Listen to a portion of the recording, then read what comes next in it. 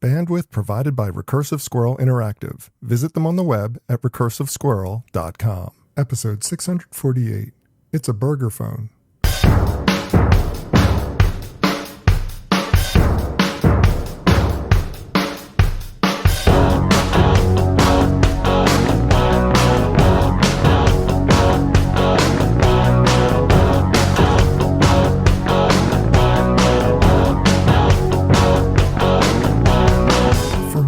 October 4th, 2021. It's time for this week's edition of the BeanCast, a weekly discussion about the news and issues facing marketers today. I'm your host, Bob Norton.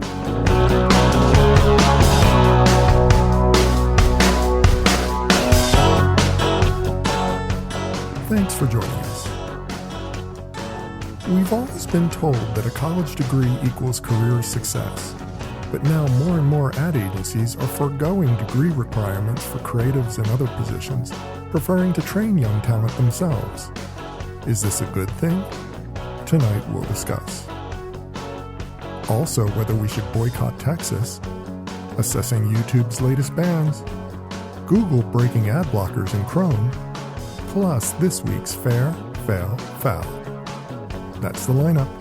Let's meet tonight's panel.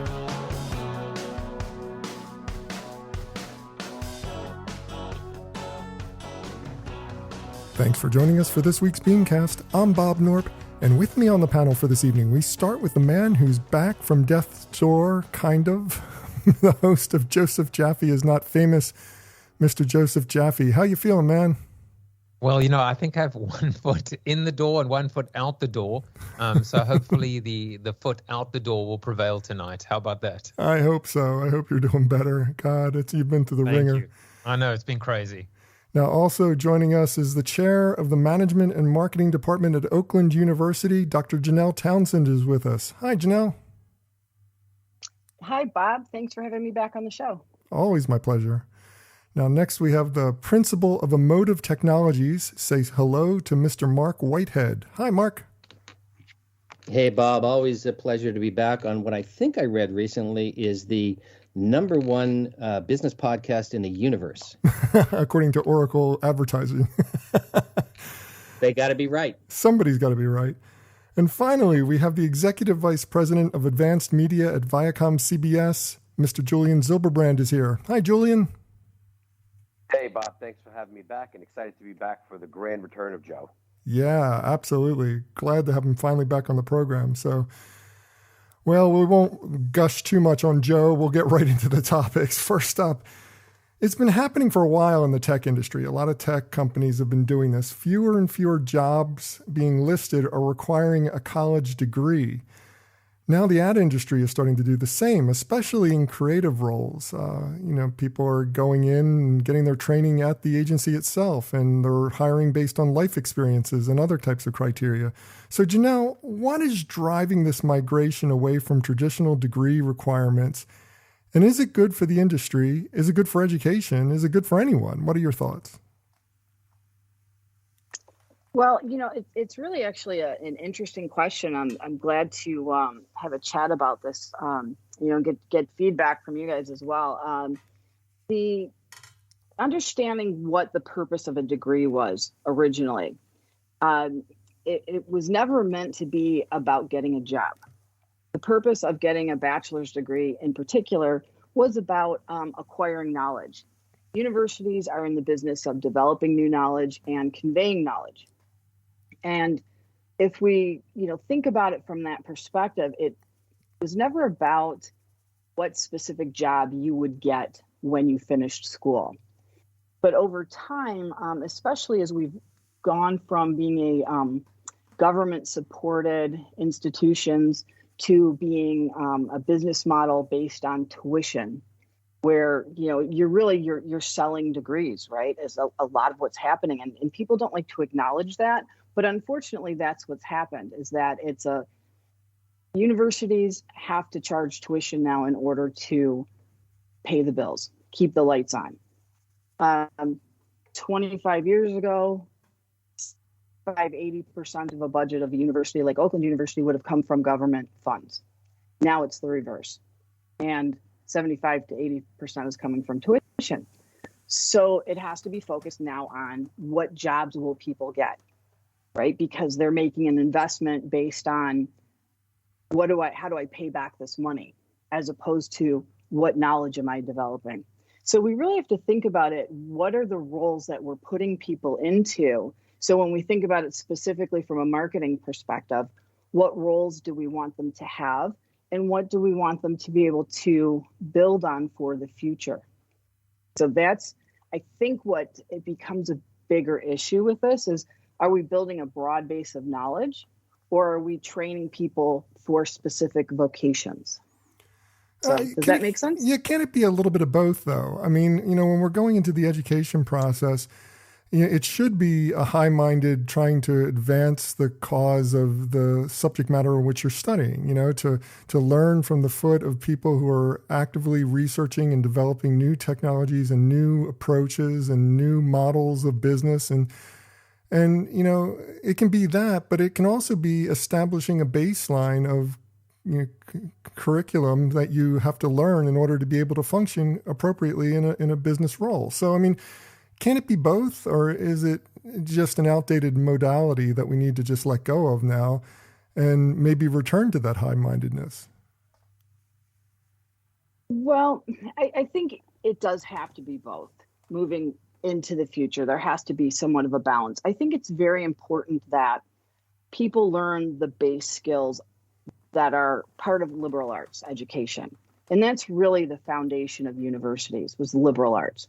So, a little bit of anthropology, a little bit of sociology, a little bit of philosophy and political science, even for that matter, some of the hard sciences. These things all are foundations for business knowledge, really, and how we implement that knowledge to move forward. And the broader your base, the more likely you're going to be able to be creative. You're going to be able to draw from so many different places. I mean, think about like market segmentation, for example. Market segmentation is not just a statistical, you don't use just statistical tools. You have to use the qualitative ethnographic research to develop good segments. And research comes from anthropology and sociology. A lot of marketing has been dominated by psychology and communications in the last, generation or two. Now we're evolving to technology, where we're getting a lot of that tech side in, but those foundations haven't changed. To develop really good market segments, you need to be able to understand this broad base of liberal arts knowledge. And so if we don't have any of that, and you're really strictly, you're just learning how to parse things out, you're never going to be able to think about it from a bigger picture perspective. That would be my argument.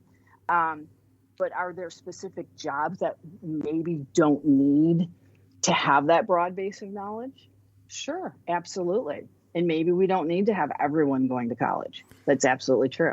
Well, that's really, in a lot of ways, it mirrors a lot of my own thinking on this subject, and something that I've argued for a long time, but I'll hold that to myself for now. I want to go to Joe and ask you about it, because three of us here teach at the university level. Janell obviously is a chair of a department, and Joe, you just joined the faculty at NYU as well as an adjunct, if I'm not mistaken. So what's your thoughts on this? I mean, is education essential for a role in advertising these days, or is it more important to find life experiences and find creativity and really try to nurture that, whether you have a college degree or not? I mean, well, first of all, I completely agree with everything that's just been said, with what Dr. Janell Townsend said, and I will say that I'm actually approaching this funny, because I'm approaching this from two different angles that I might not have couple years ago. One is as an adjunct now. I'm actually, for my sins, I'm teaching at 3 different schools at the same time. It's a long story. So I'm teaching at West Virginia University. Obviously, that's online because it's a hell of a commute. At Western Connecticut State in Danbury and NYU. So as a teacher now, I have a perspective. And then I have 2 kids that are at college as well. And when we went down to Miami, to University of Miami, I actually went to my son's marketing class and sat in there with him. And what I'm trying to do now, so I approach it with two different angles. One angle is recognizing I'm not standing in front of the class giving a keynote. Heaven forbid. And I'm always like, my true north is that the best teachers are students and the best students are teachers. But I have now the wisdom, at least, and the passion, being a newbie, being so green. I'm not jaded, right? I'm not book smart. I'm street smart. I've been in the working world. So now I can at least connect the dots and try and help them understand what is throwaway and what is, a keepsake, and help them figure out what they need to file away and plus one versus just go through the motions. But the other point about, there's a third thing about college, which is the experience, the college experience, everything from, whether it's kind of Greek life, through just being on your own for the first time, through the alumni network and the ability to network, hopefully for the rest of your life. And what you actually realize is that the very smallest part of that whole degree is getting the job just because it's an entry-level job. So how awesome is it really going to be? It's the program that is completely dedicated to it, like Northeastern with their co-op program. So, my feeling now going through the motions, going through the 4 Ps and segmenting, targeting, positioning is I've got an opportunity to make sure that I'm not teaching theory that's 100 years old. I get to be able to stand in front of them saying the traditional funnel was created by E. St. Elmo Lewis 120 years ago, and he was essentially a traveling, insurance salesman. So I want them to understand where they've come from, but I also want them to realize now more than ever with technology, with all this change, they have an opportunity to actually shape the industry. And so that's why it is a little bit of both. And I think, I have to believe that there are going to be professors or teachers that are going to make a difference and others that are just going to keep going through the motions. But certainly, I don't have to say this to anyone that's on this, on the show tonight or listening, the entire, if you just listen to Prof G, to Scott Galloway, the whole world has changed and the whole college world has changed and the economics of the college degree have changed. And if the colleges don't change with it, they may be left behind. Absolutely. And, the economics are a big part of this equation because you go in for your college degree and you end up with all this huge amounts of debt in most situations that you have to pay off. And it's not really helping people to go through the college program in many cases in order to meet that minimum threshold, especially for jobs in the tech industry and in creative professions. It just doesn't make as much sense as it once did. Marc, one of the key factors in getting a top-notch job in the advertising space has always been to go to one of the portfolio-based schools, like the Portfolio School or Creative Circus or Miami Ad School. And, that's always been a post-grad bar that a lot of students had to go through in order to get into these into these agencies. Is that going away now? Obviously, a lot of those university programs, those post-grad programs are starting to experience a lot of struggle right now, financial struggle from students bypassing them entirely. Do you think it's still essential? Is it helpful? What are your thoughts on it? Well, essential and helpful, I think, are two different ideas. So I don't believe it's essential. I do believe it's helpful. Certainly, if I see a resume of somebody who's got that kind of experience and background, I have an understanding that they have teachers like Joe who understand the real world and how it applies to the learning that they're trying to understand to not only get a good job and get a great career, but really exercise the skill and the passion that they have for the industry. But my biggest frustration has been talking with and hiring people who have bemoaned how unprepared they were from their college or university for the work that they were doing that was following their passion, quite frankly. And I'd love to see more of that, more of Joe. And it's great that Joe can sit with his son and parse out the details of a lecture and make sense of what's right and what's wrong. And I think if more and more people had that kind of Sherpa alongside them, they could parse it out as well. But without that, they assume everything is important. And once they get into a real job situation, they understand, unfortunately, how little of it seems to be. Well, you said a lot there with a lot of really, really meaty stuff. I mean, especially the Sherpa thing, the mentorship angle.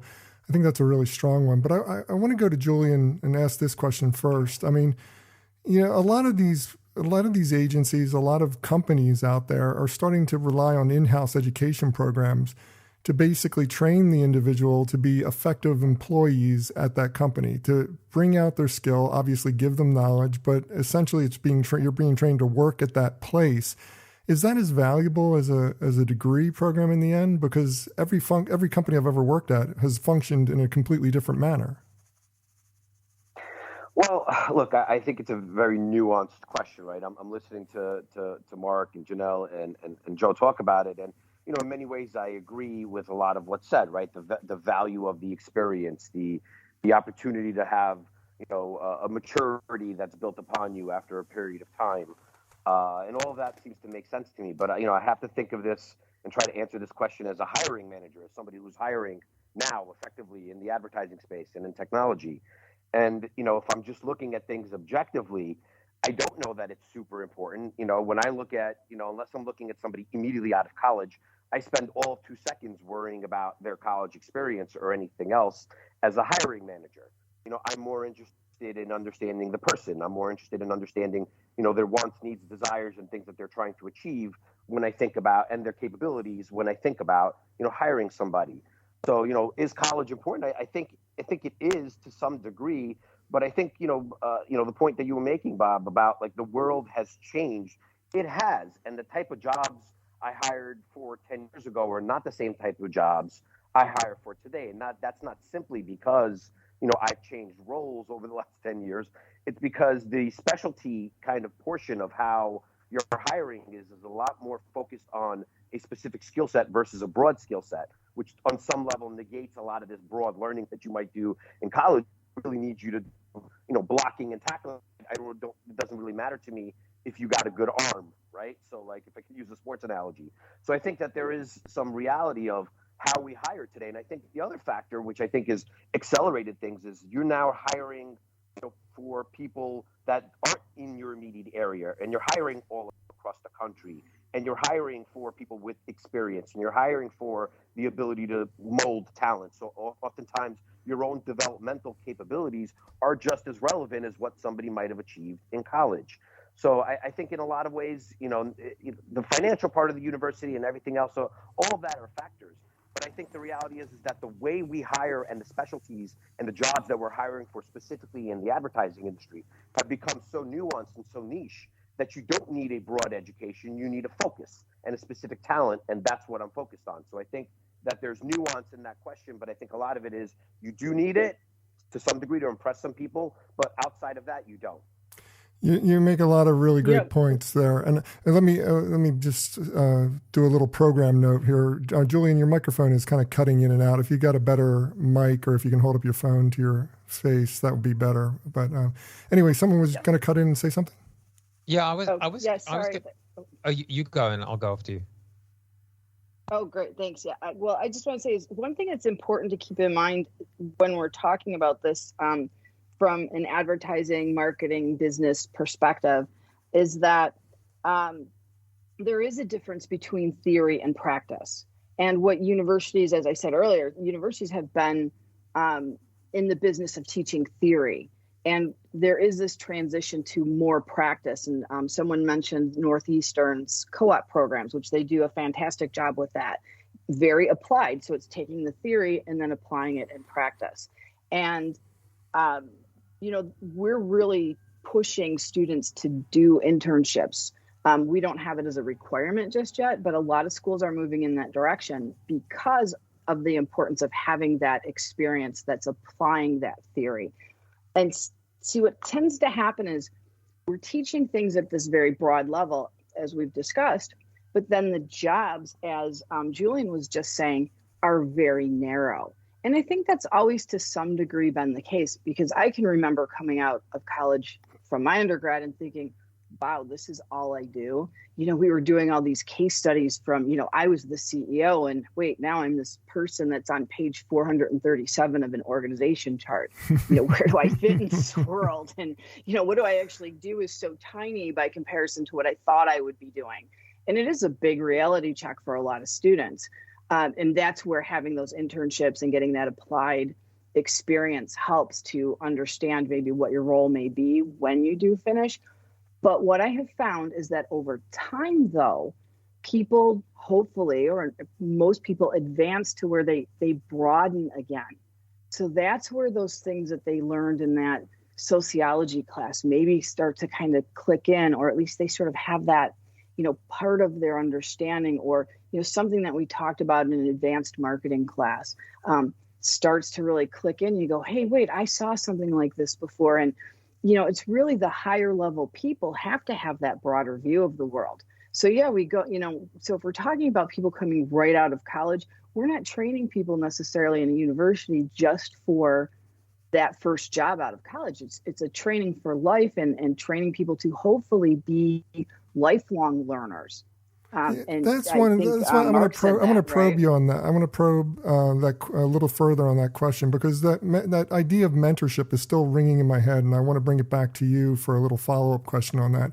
Would it make more sense for us to be building and investing in a mentorship program of sorts that takes the person from college into the workplace, or from the post-grad into the workplace, and gives them that additional insight? I mean, it seems like mentorship is the missing link here. Well, and I think many companies have always had sort of a philosophy of bringing people in and helping them learn that particular company's way of doing business.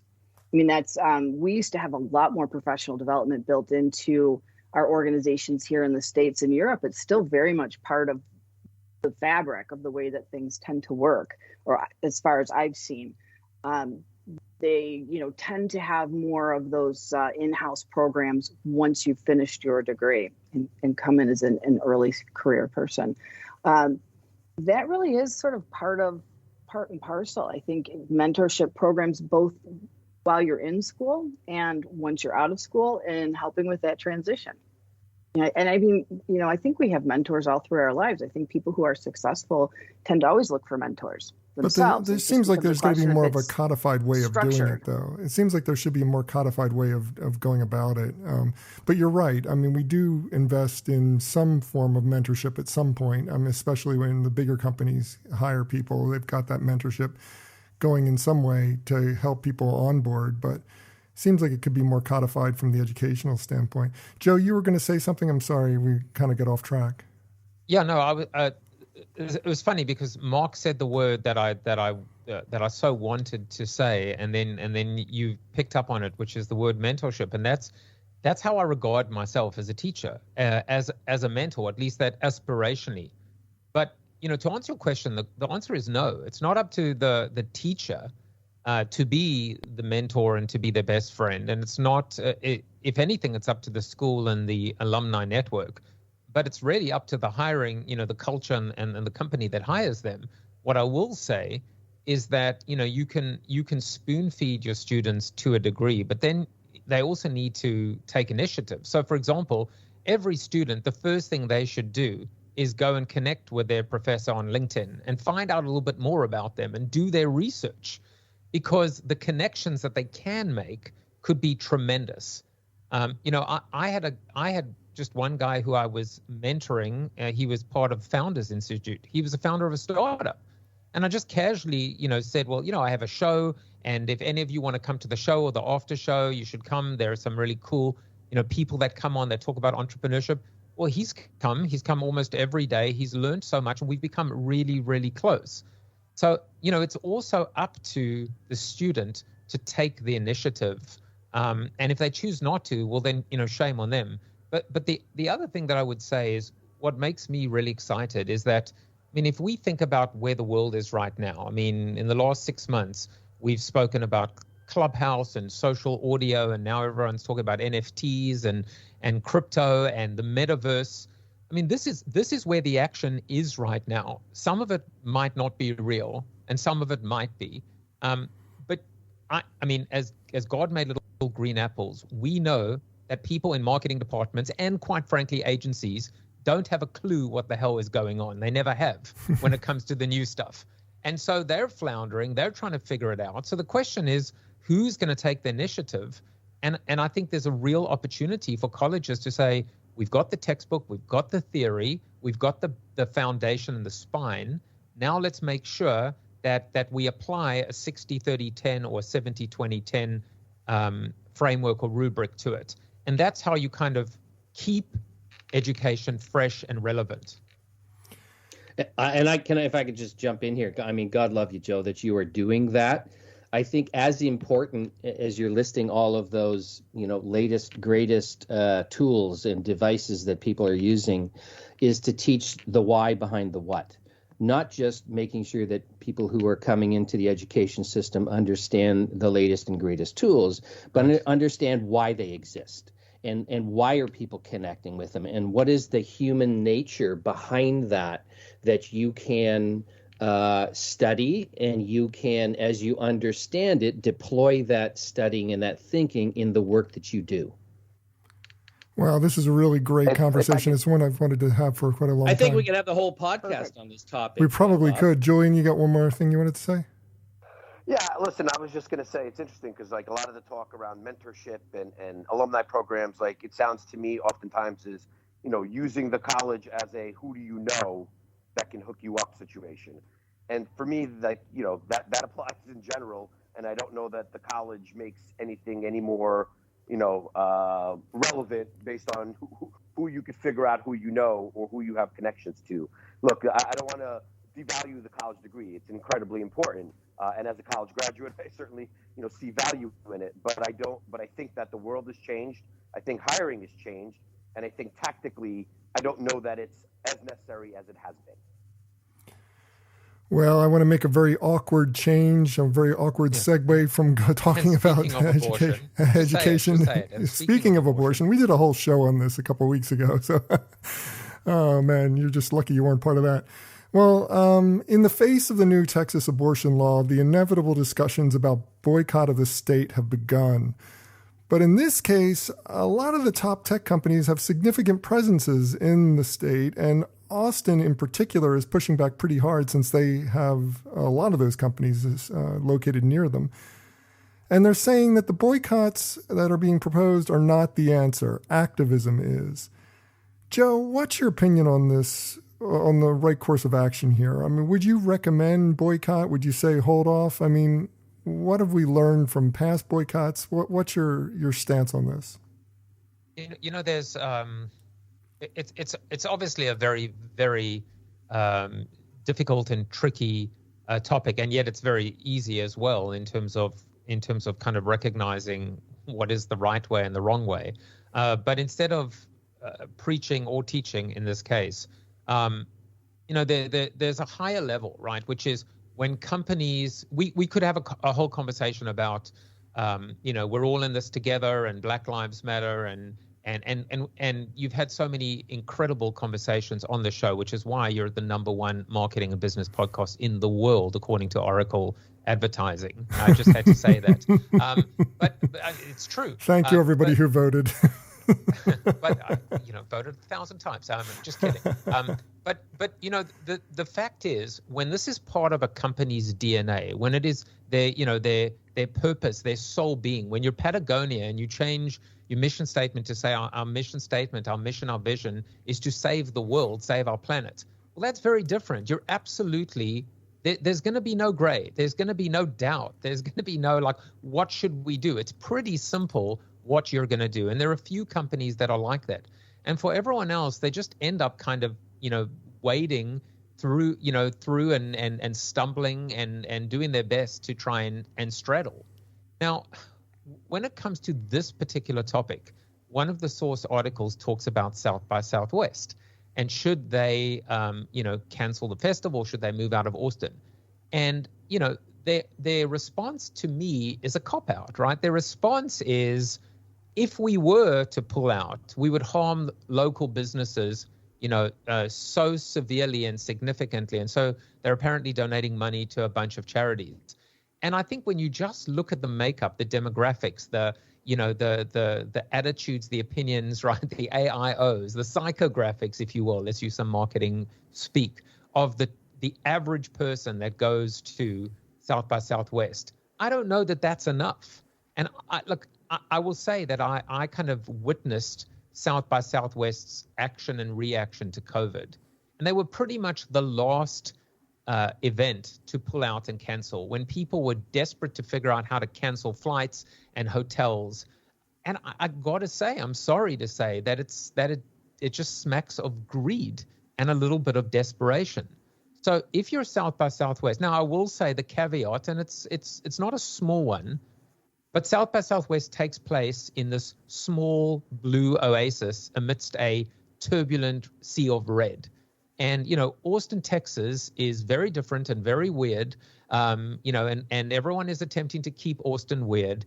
And it definitely does not mirror, I think, the government body and decisions, coming from, that represent all of Texas. But again, you can't be half, I was going to say you can't be half pregnant, maybe bad analogy. You really can't in this particular case. So it's like pick a lane and decide exactly what you're going to do. I think I won't pick and mention any specific brand, because why would I? Let's just say American Airlines, right? Because they're based in, or Frito-Lay, because they're based in Texas. What do you do if you're based in Texas, as opposed to operating, or just serving or getting revenue from Texas? That's one question. But I think if you're a South by Southwest, where, every aspect or essence of what you are about is not what is actually happening, I feel like you've got to be just a little bit more decisive and not straddle. That's just my opinion. Well, I mean, yeah, all your points make a lot of sense. But what I'm struggling with is don't boycotts usually inevitably harm the wrong companies? I mean, it seems like, we go through this, like, for instance, with Georgia. I mean, there was that big call to boycott Georgia a few months back.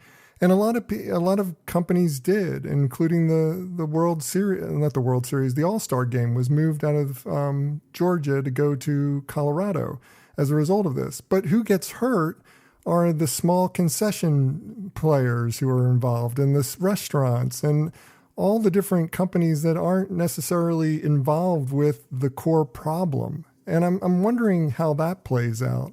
Anybody want to?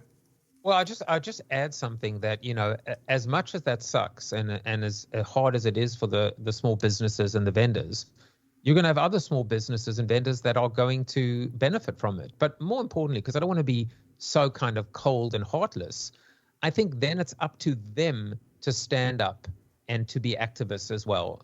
And so if pressure comes from multiple fronts and multiple levels, that's ultimately where change happens. But there's a big difference between activism. It can't just be the usual suspects. Well, there's a big difference between activism and boycotts. I mean, boycotts are a form of activism, but activism is a much broader topic that affords many opportunities for which you can stand up for what you believe in. And I'm wondering, is boycott the right answer? And I'm going to go to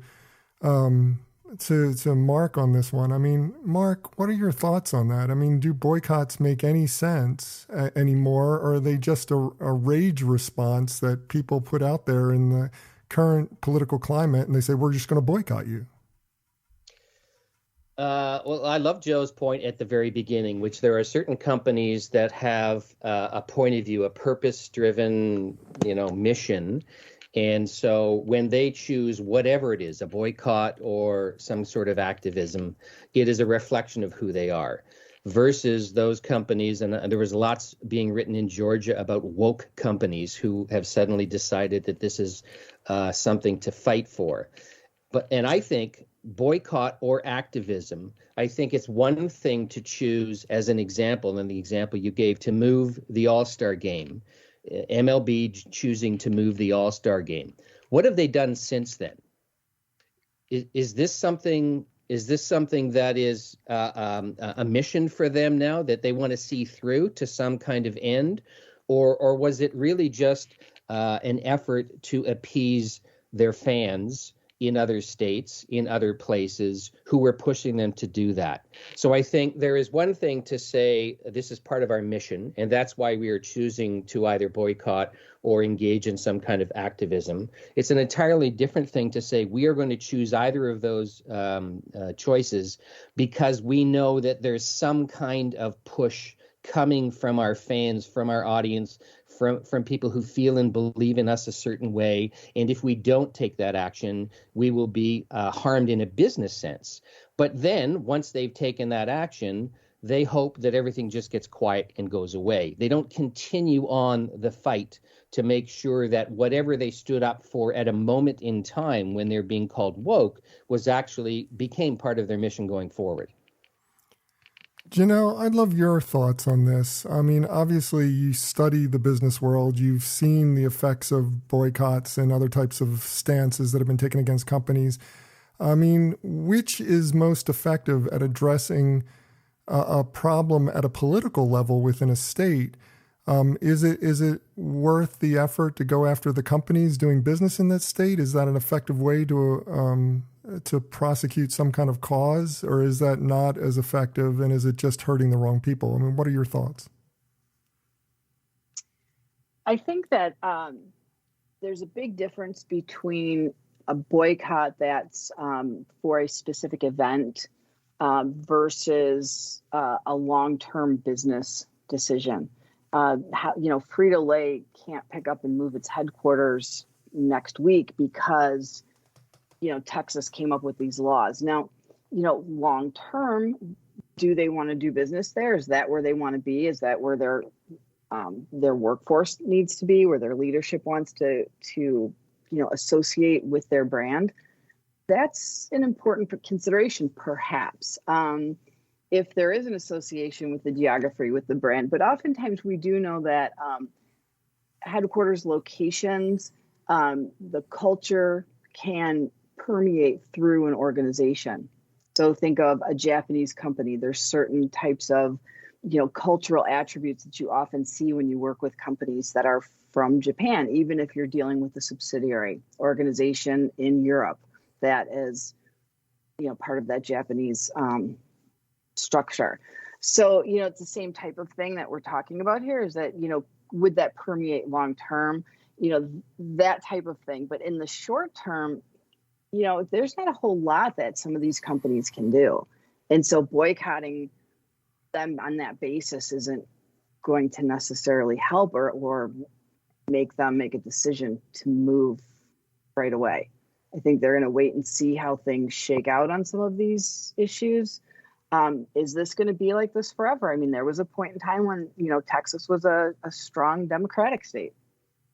So do we, move on that basis as well?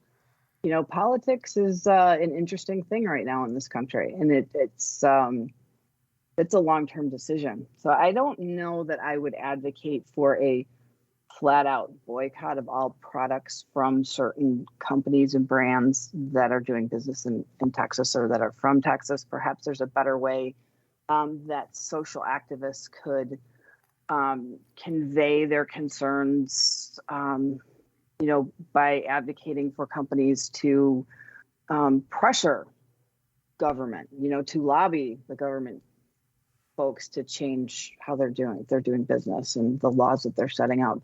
But, governments reflect society and society reflects government, and it's a recursive model. And companies are certainly part of the ecosystem. Boycotting them, not on a long-term basis. I don't know if that's, it would have to be a long-term boycott. I think if it's a one-off, like something like a game, a specific game, that's a much different story. Does that answer your question? Yeah, it does. It wraps it up with a nice bow, and I think we're going to leave it at that because it's a really weighty question, but it has been weighing on me this week, so I appreciate everybody's feedback on it. Well, moving on to the next ban, YouTube has taken the unprecedented step of banning all anti-vaccine content. Now, Julian, Well, I agree in principle with the move. I'm not an anti-vaxxer. I don't believe that it's wise nor following the science to do this. Isn't there a world of difference between misinformation, getting rid of misinformation, and just plain skepticism? And does banning all anti-vaccine content make sense, or is that abridging free speech at some point? I mean, I know this always comes down to it. They're a private company. They can do what they want on their network. But are they just tempting fate by doing this blanket type restriction, or does it make sense just to get rid of all the misinformation? Well, this is I'm glad I skipped the last hot potato, and this is another one. And look, I think the reality is that a lot of these bans have gone too far. A lot of these bans are subjective in determining what is against policy or for policy. I think that you ask a very fair question, which is am I allowed to think out loud in the forum that you give me, or am I banned just for thinking, like to your point, whether or not I doubt X or Y? And look, I'm with you. I'm vaccinated. I believe people should be vaccinated, but this has become a political topic versus a health one, and that's the unfortunate scenario, and that's the problem I have, is the expectation that companies have to have a political stance. If I could bring it all together from the last thing, I don't think companies should be forced to have a political stance. And I don't think companies, especially ones like, YouTube and or their brethren in the social media, should be individually, picking and choosing what they determine to be, as sole arbiters, right, left, up, down. Like, they can't be making every call and stifling free speech. And frankly, these are not private companies. They are public companies. And therefore should be held accountable for managing for the entire public that uses them. So, this is a tough one. I don't know the answer, in all fairness. I do know that I think, there is a lot of misinformation that's spread online, and that's, as much of the reason why we are in a toxic wasteland in this country as we have been in for the last 4 or 5 years. But, at the same time, people have the right to have their views and their positions, and to the degree that you have a company making the choice what's right and what's wrong, sometimes improperly, frankly, sometimes correct, but sometimes improperly as well, and therefore having an impact on their users. I think it's I think it's a very slippery slope, and I think that there's a position that companies need to take in terms of full misinformation, but I think the line stops when you're talking about, to your point, skepticism or asking questions or trying to understand different understanding of science or whatever it is as regards to a lot of different factors. So this is unfortunately a complicated one. And the fact it can come down to the question of who's paying you, who's paying the bills, right? Who's paying your salary? Is it the advertisers? Is it is it CBS? Is it Viacom? In the case of YouTube, it's a platform, and it gets a little murkier. But I'll tell you, it's really funny because so again, it's just a personal story.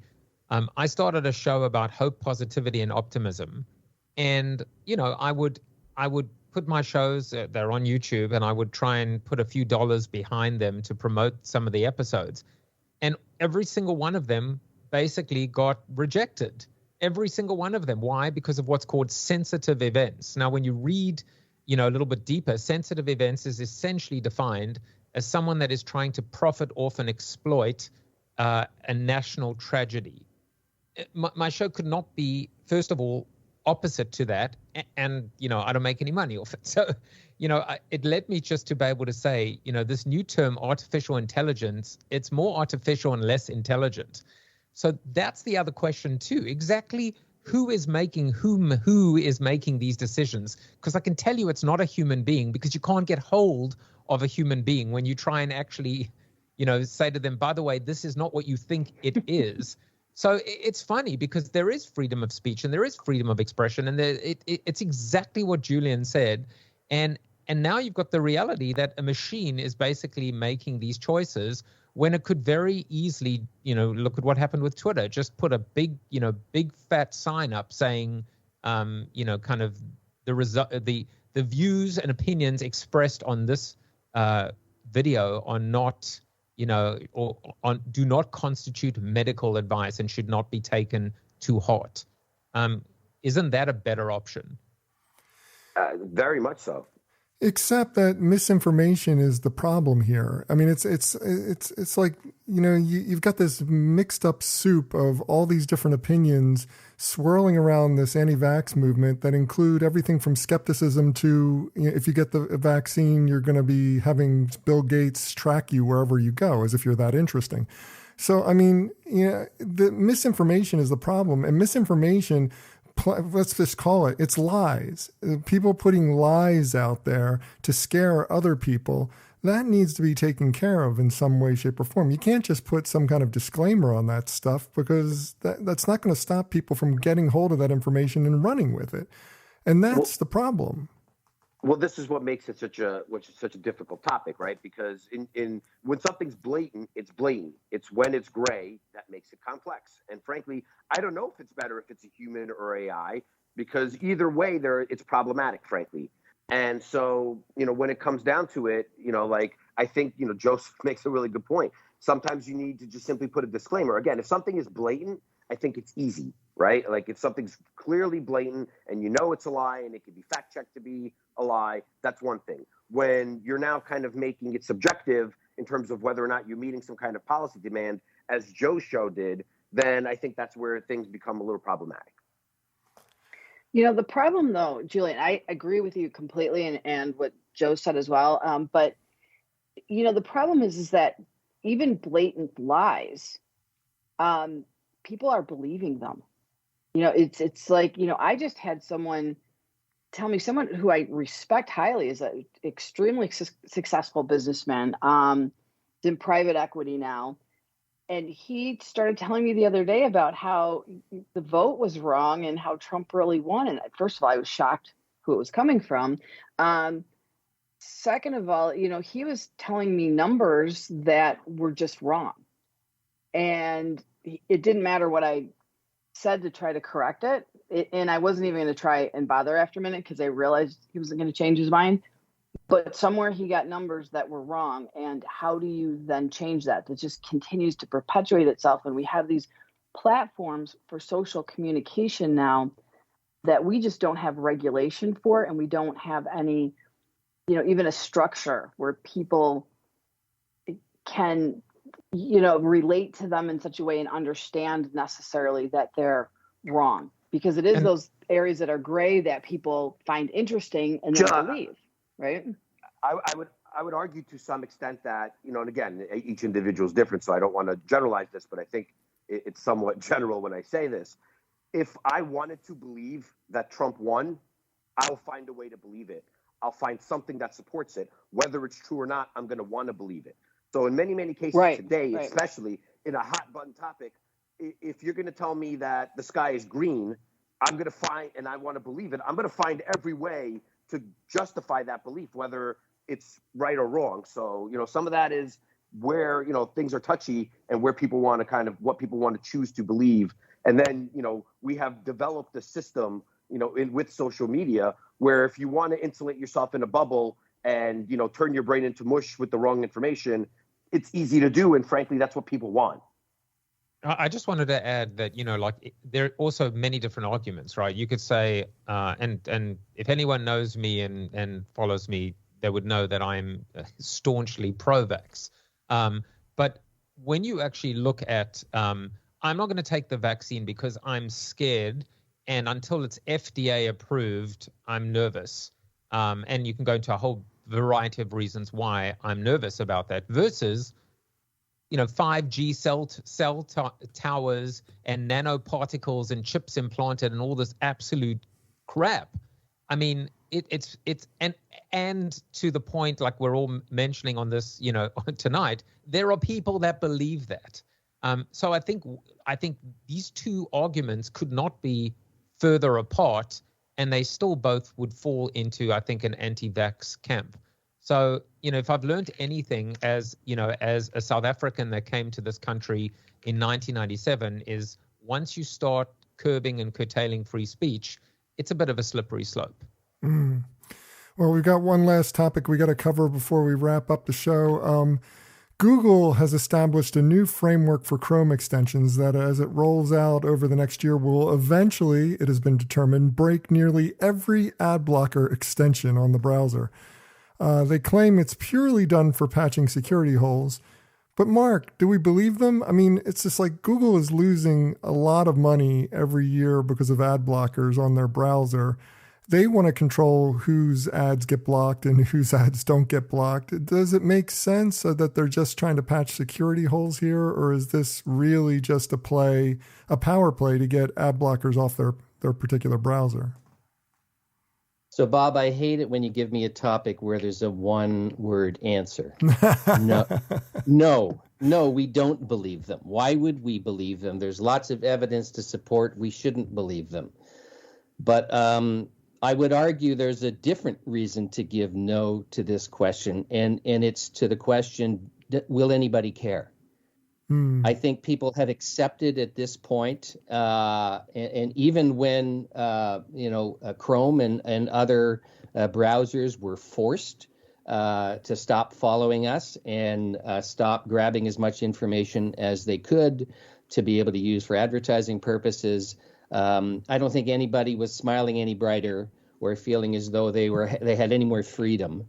I think people embrace these kinds of platforms either because it serves some kind of purpose for them and they are either ignorant to what's going on behind the scenes, or they accept it. Some people very openly accept it and understand that that's the price you pay for getting a free Gmail account or in other cases, other benefits. So whether they're doing it, I mean, they're claiming that.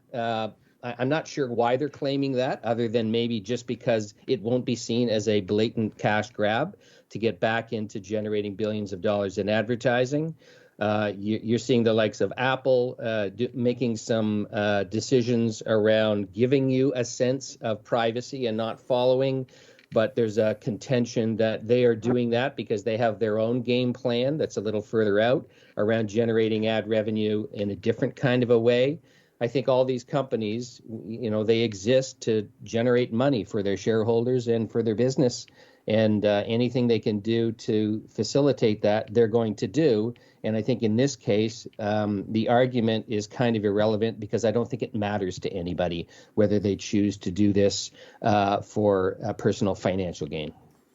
Julian, would you agree with that assessment? I mean, is that your take on it? Is Google just really shouldn't be trusted in this instance, that they are trying to typically actively break ad blockers, or is this just a purely security move on their part? I mean, what are your thoughts?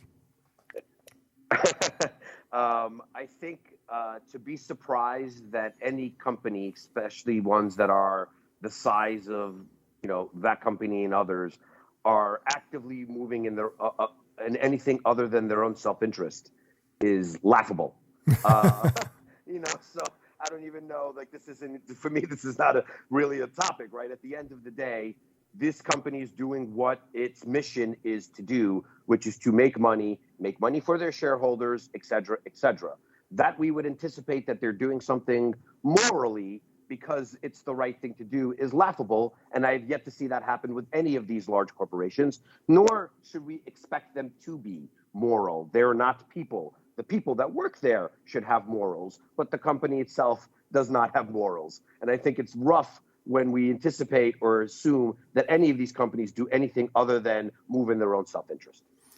Well, with that, it's time for this week's Fair, Fail, Foul. But before we get to that segment of the show, I do want to take this quick opportunity to thank my guests again and allow them to each do a shameless plug, starting with Mr. Joseph Jaffe. I don't even know where your new URL is, so I'm just going to leave it to you to promote. Joseph Jaffe is not famous. You're the new form of the coronavirus TV that you were doing, the coronavirus show that you were doing. So tell us what's going on. What's going on in your world?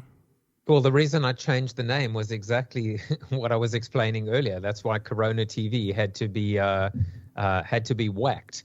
But I was so happy to come back to the show. I'm basically looking at the positioning of the Daily Show for business and trying to reinvent what that talk show would look like, in a business environment.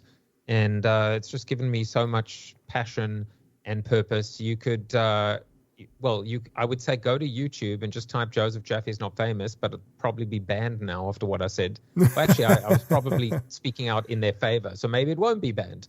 But yeah, at least you didn't participate in the Chrome discussion, so there you go.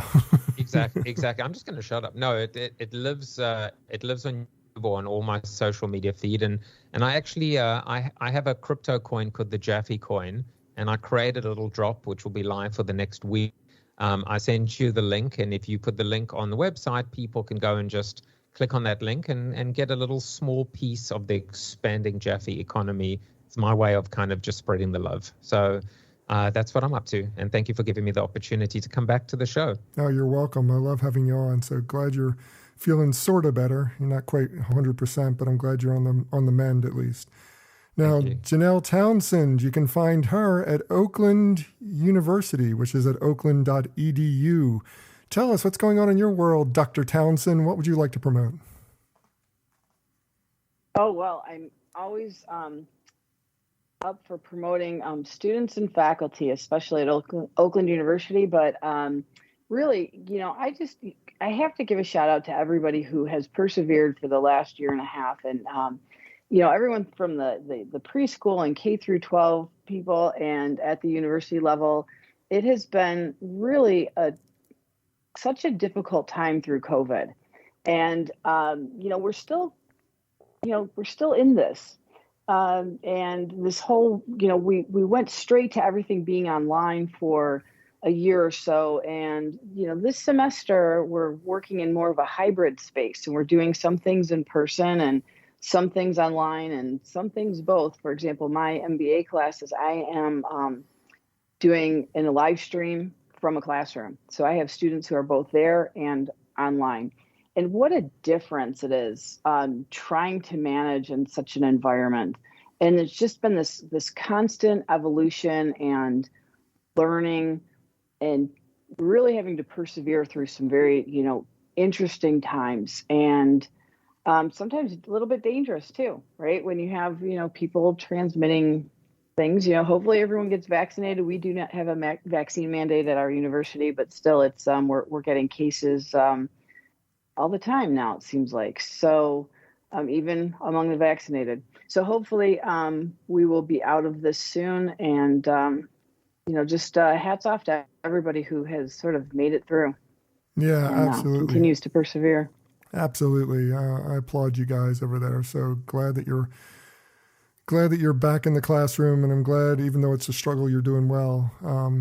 Now, next up, we have Marc Whitehead. You can find him. Where can you find him? Where is it a motive? What's the motive's URL? I am so underprepared for today's show. I'm sorry. Tell us what's going on in your world. The best URL to go to is apexscore.ai.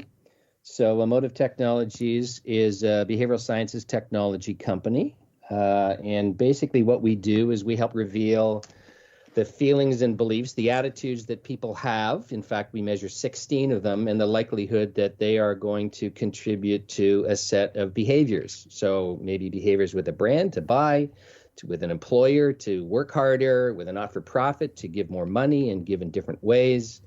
And we've been doing this for a little while and having some fun and growing. And if you go on the website, apexscore.ai, over the next couple of days as a result of hearing me on this podcast, and you make mention of that when you reach out through the contact link, I'd be happy to give you, if you are a marketer or if you are an agency or consultancy that works with marketers and want to do this on behalf of your client, an opportunity to test drive Apex for free and get a score for a brand, a company, an organization to help you understand the nature, the drivers, the ingredients of engagement and how they're contributing to your business success. That sounds so fascinating, and I'll definitely have to check it out. I urge everybody else to do as the same if they can. Last but not least, we have Julian Zilberbrand. You can find him at viacomcbs.com. It's a company you may or may not have heard of. So tell us what's going on in your world, Julian. I know you're going to promote TV. I'm 100% going to promote TV, but this time I'm going to promote streaming television. Oh. Download Paramount Plus or Paramount Plus with Showtime, a great deal for $9.99. remember, people, every time you download Paramount Plus, a Zilberbrand has a meal. Very, very important. I love my child to be able to eat, so please download as much Paramount Plus as possible and watch the tremendous amount of content, sports, news, and a mountain of entertainment. What a sales pitch. I won't even add anything to that. And as for me, for more information about me or the show, visit thebeancast.com. There you can find a complete show archive. You can find out how to consult with me. And of course, you can find out how to advertise on this program. So check it all out at thebeancast.com. And now it's time for this week's Fair, Fail, Foul, a rundown of the best and worst of advertising, marketing, and public relations from the last week. Oh, man. Mark, Wendy's, for the fair for this week, Wendy's UK created its own phone. And I thought, okay, it's a stunt. They're only giving away a few of these on social media. It's not like everybody can get one of these things, but it's so cool to do something like this, to get a company to agree to make a phone specifically for your brand, including having an AI built in that answers to "Hey Wendy." So, what do you think about this effort? Is it going to get viral traction? Is it going to be effective for the brand, do you feel? So first of all, I think I have to correct you. I believe this is a Canadian initiative. Oh, it's Canadian. I thought it was the UK. Canada. I assume that's why you're asking me as the token Canadian on the show to speak to Wendy's coming out. Well, you're part of the Commonwealth, so I thought it was a good connection. But So it's interesting. Second of all, it's a Samsung phone, so I'm sure this is probably the only way Samsung can move product these days is by teaming up with Wendy's and doing a promotion like this. But this is an outreach or an extension of an app that they've created where you can say "Hey Wendy" instead of a "Hey Siri" or something like that, and suddenly you have an ability to interact with this brand. So I think that's very clever. I think the idea of creating a phone is certainly going to be of interest to the marketing world for maybe a week or two. I don't think it's going to have a long lasting. It's got nothing to do with the strategic imperatives of where Wendy's going. I think the app is definitely an interesting idea. And I think this was just a way to get a little board equity in the marketplace and a little piece. But I don't think that this is going to have a long-term effect on the brand or what they're doing up here in Canada. And I'll make the point, even though I know as I make the point, it's going to be a little bit of a sad trombone because just saying these sound effects are not from me. These sound effects are not coming from my board. I was going to say Domino's, or was it Pizza Hut? But I'm pretty sure it was Domino's created a whole bunch of these innovations, including a pizza box that actually doubled up as a projector. And so I was going to say innovative moves coming out of a QSR that ultimately just sheds a different halo around the brand. And in this case, and that's why I said I believe it was Domino's, but it could have been Pizza Hut, which is a problem. But that was also designed to kind of promote the fact that they had this unbelievable ordering supply chain system, if you will, where you could actually see where your pizza was at every single step, almost to the second, if it was going in the oven, coming out. That's Domino's. Yeah, I thought it was Domino's, but then I wasn't 100% sure. So, yeah, these things are pretty cool, and they are PRable, and but they do shed a nice innovation halo in a very cutthroat market. Well, it's a fun little engagement and might win the Creative Shopping Award. That's about it. Oh, well, I think Wendy's did a lot better with their Twitter sassiness. I think that was a better. Well, in some ways, this is just an extension of that. I agree with you, Janell. Yeah, I agree with you both as well. I mean, their Twitter account is legendary for its sassiness, but at the same time, this is really just an extension of that, isn't it? In the end, I mean, it's just like they're going to give this away on social media. Is this all because you guys need a phone? Is that why you're so excited about it? No, I've got a plenty good phone. I'm happy with my phone at this point, but that's we need burner phones. Well, don't get me started on burners. Sorry, burger phones. Haha, burger phones. And there we have a show name. Okay, so Now, the fail for this week, I'm going to give, it's not really a fail, but it is kind of a fail. It's kind of like teetering on the edge. Story. What's this? Another Canadian story. Another Canadian Ryan story. Reynolds. Now, MNTN, I can't ever get that right, MNTN, who bought Ryan Reynolds' Maximum Effort, his agency that he started several years ago that's gotten a lot of traction, has found that Reynolds' presence in ads is not as effective as just using his voice, which for me, even if it's true, and even if Ryan Reynolds was okay with this information being put out there, what a blow to a Hollywood star's ego, Joe, to be told that your presence in the ad is not as effective as your voice. Well, listen. Probably 50% of the population would agree and 50% wouldn't, and you can work out which percentage thinks what. But I will say he produced this really. I mean, he's so brilliant and so self-deprecating, and he actually has a video where he's kind of talking to, like, I don't know, the head of analytics, who's like kind of giving him the bad news, and he's like, this is the most devastating, deflating blow to any actor's ego. But if you think about it kind of logically, and he has such an iconic voice, and audio is pretty powerful when last I checked, and so the ability to take that audio and combine it with some send a Zilberbrand to college, sight, sound, and motion, aka video streaming or broadcast. What's wrong with that? Nothing's wrong with that. That's why I said I'm teetering on the edge. I'm teetering on the edge. That's all. There's nothing wrong with sending a Zilberbrand to college. We should all do that. Now, the foul for this week, I'm going to give to Aussie Media. Apparently, Aussie Media was in a tailspin all this past week because of allegations of some shady business practices, like the CEO getting on a sales call and pretending to be somebody else in order to convince advertisers to advertise on their network. Now, apparently, Aussie is shut down completely. This, Janelle, was just such a cluster. I mean, the way this all went down, it's just so unbelievable that they thought they were going to get away with this. Bizarre. That's the only word that comes to mind. Like, why would someone even do that? Pretend to be someone else on a call? It just... Yeah, I mean, the ethics alone are so shady, but to think you're not going to get caught doing it, it's just crazy to me. But what a disaster that has been for a whole bunch of employees. Yeah, it's a shame because Ozzy's actually pretty, they have some interesting content. But they were lying about their traffic numbers. I haven't heard that one before.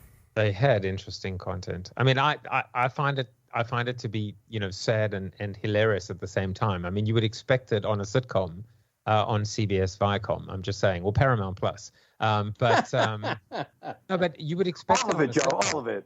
Yeah, it's it's funny, but it's not, right? And it's when you get found out like that, there's only one way, and that's the highway.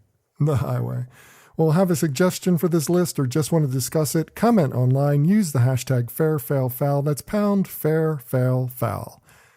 And that does it for this week's show. If you'd like to subscribe to this podcast, visit our website at thebeancast.com and click on the subscribe link. If you're an Apple Podcast listener, we've also provided a direct link to our listing there, or just search for the BeanCast in the podcast directory on the Apple Podcasts app. And whichever podcast directory you use, when you subscribe, please leave us a review. Got a comment? Have a question? We'd love to hear from you. Just send your emails to beancast@gmail.com.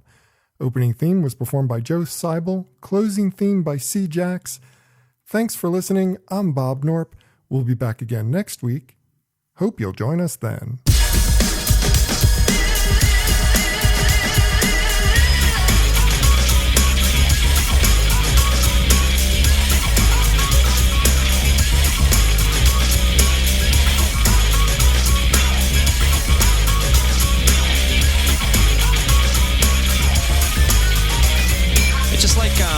You know what I mean? It's like if it's, you know what I mean? I don't know, man. Just like, okay, it's like, you know what I mean? Like, it's like totally like that.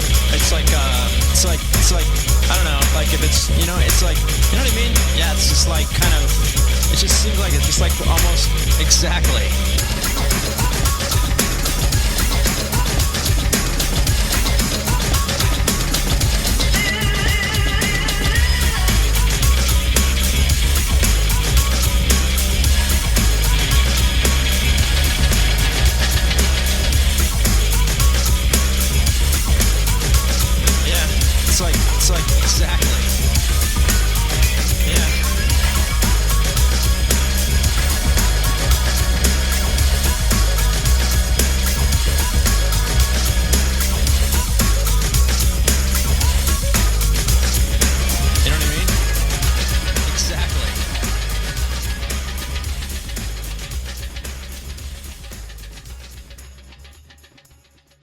beans.